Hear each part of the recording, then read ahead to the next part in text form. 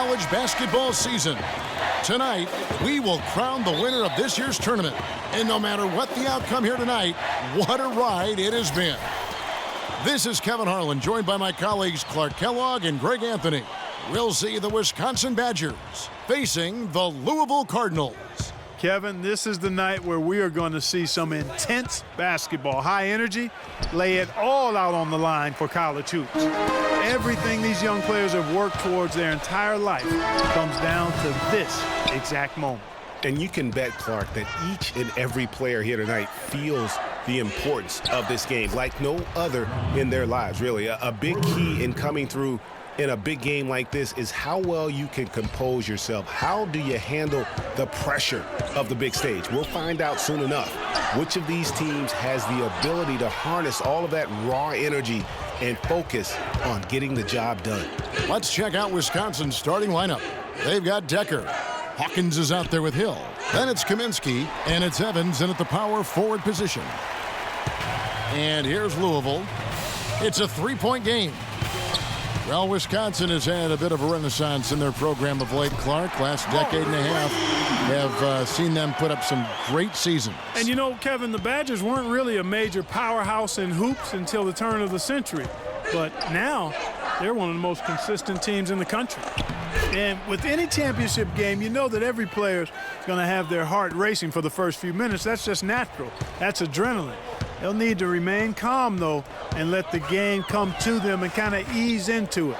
And one guy, guys, I'll keep an eye on in this one is Freak. He is the consummate leader for his team. He can come out strong and play his game while keeping his intensity level up. It'll be just what they need to claim the title. And Badgers have been great since right around the millennium. Since about 1999, they have made the tournament every season. Guys, few schools can say that. So after making the first, he goes 1 for 2. And, you know, for Wisconsin and their consistent appearances in the tournament, guys, they don't just show up and leave now. I mean, they often go deep in the tournament. Sooner or later, I think they might go all the way again. And Sanders kicks to Freak. Stolen by Decker. Hill drives in.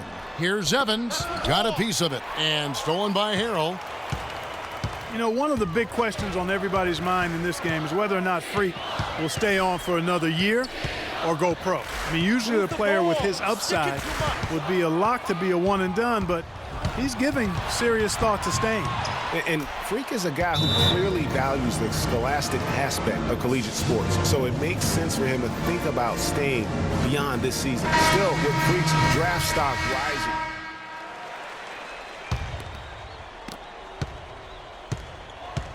Cohen in at shooting guard. Payton is out there with Thomas. Then there's Price, and it's Hughes in at the small forward. They get it again. Not too much congestion in the lane. I think he could have gotten a better shot that time, no question. And Wisconsin looking at who they've got. Fisher is out there with Hill, and it's Conley in at the 3 spot. Well, guys, for Louisville in the last decade or so, it's been a bit of a renaissance in basketball. A title in 2013 gives them 3 total now. One of the premier programs in the country for sure. Gibson setting the pick for Hill. Goes up to the stripe. That's short off the rim. Hill's gone 1 of 3 on the night. And what a journey it has been, really, for this whole team to make it to the college championship, especially for Freak. A few bumps in the road for him, but what a story. Greg, you get the feeling that it's only the beginning. I mean, the way he plays and the accolades he has, I mean, you can see him having a long and productive career at the pro level.